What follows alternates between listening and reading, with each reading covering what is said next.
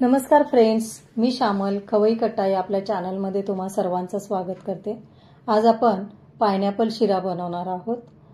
कार्यक्रमांमध्ये आचारी बनवतात अगदी तसाच मौसूद, दाणेदार आणि असा सुटसुटीत शिरा बनवणार आहोत। तर चला स्टार्ट करूया।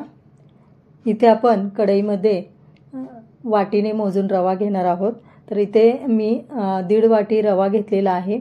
जाड रवाच घेतलेला आहे कारण जाड रव्याने दाणेदार असा शिरा बनतो। तर ज्या वाटीने आपण रवा मोजून घेतलेला आहे त्याच वाटीने पाणी मोजून घ्यायचं आहे। तर इथे आपण 1.5 वाटी रवा घेतलेला, तर त्याच्या डबल पाणी घ्यायचं आहे। तर 3 वाट्या आणि एक अर्धी वाटी मी एक्स्ट्रा घेतलेला आहे, म्हणजे छान असा मऊ रवा शिजतो। तर आता हे पाणी आपण मोजून घेतलेलं ते गरम करायला ठेवायचं, गरम करून घ्यायचं। आता हे गरम करायला आपण दुसऱ्या गॅसवरती शिफ्ट करून इथे रवा भाजायला घेऊया। तर रव्यामध्येच आपण ड्रायफ्रुट्स कट करून टाकणार आहोत। मी नेहमी रव्याबरोबरच ड्रायफ्रुट्स भाजून घेते, म्हणजे एक सेपरेट भाजायची गरज नाहीये। रव्याबरोबरच भाजल्यामुळे छान ड्रायफ्रुट्स भाजले जातात। आणि थोडंसं मीठ टाकायचं, म्हणजे मिठाने रव्याला छान टेस्ट येते।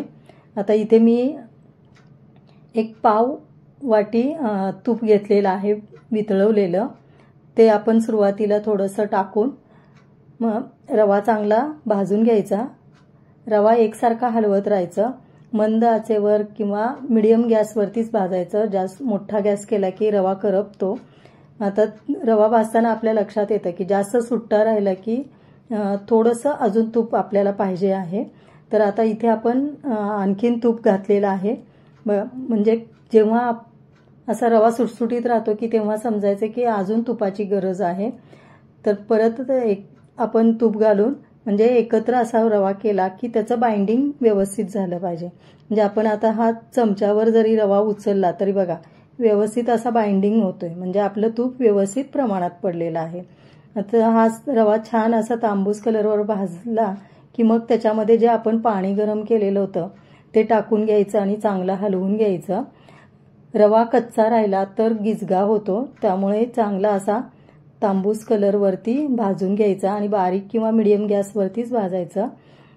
पाणी टाकल्यानंतर हलवल्यावरती ज्या वाटीने आपण रवा मोजला होता त्याच वाटीने आपण पाऊण वाटी साखर टाकलेली आहे। तुम्हाला जर गोड जास्त आवडत असेल तर तुम्ही 1 वाटी पूर्ण साखर टाकू शकता। साखर टाकल्यानंतर परत चांगलं हलवून घ्यायचं। नंतर मनुके टाकलेले आहेत मी मनुके नेहमी शिजताना टाकते, तुपात भाजताना वगैरे टाकत नाहीये। मनुके टाकल्यानंतर परत चांगलं मिक्स करून घ्यायचं। इथे आपण वेलची पूड टाकणार नाहीये कारण आपल्याला पायनॅपल फ्लेवर हवाय, म्हणून आपण इथे वेलची पूड टाकलेली नाहीये।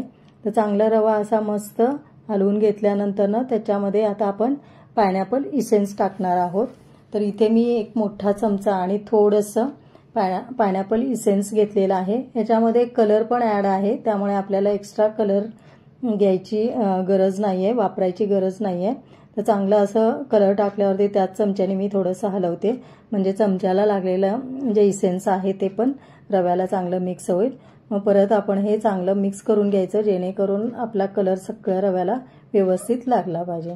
नंतर थोडंसं परत तूप टाकायचं, म्हणजे छान असं कलर येतो आणि छान सुटसुटीत आपला रवा बनतो। तूप टाकल्यानंतर झाकण ठेवून 1-2 मिनिटं वाफेवरती शिजायला ठेवायचं। 2 मिनिटांनी बघा कसा मस्त वाफेवर रवा छान आपला फुललाय आणि मस्त असा सुटसुटीत दाणेदार झालाय। वास इतका छान सुगंध सुटलेला आहे, मला तर राहावेना झाले, मी कधी खाते।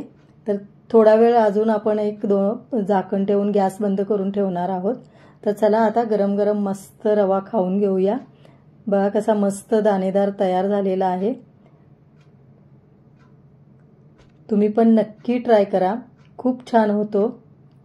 आणि व्हिडिओ आवडला असेल तर प्लीज लाईक, शेअर आणि सबस्क्राईब करा।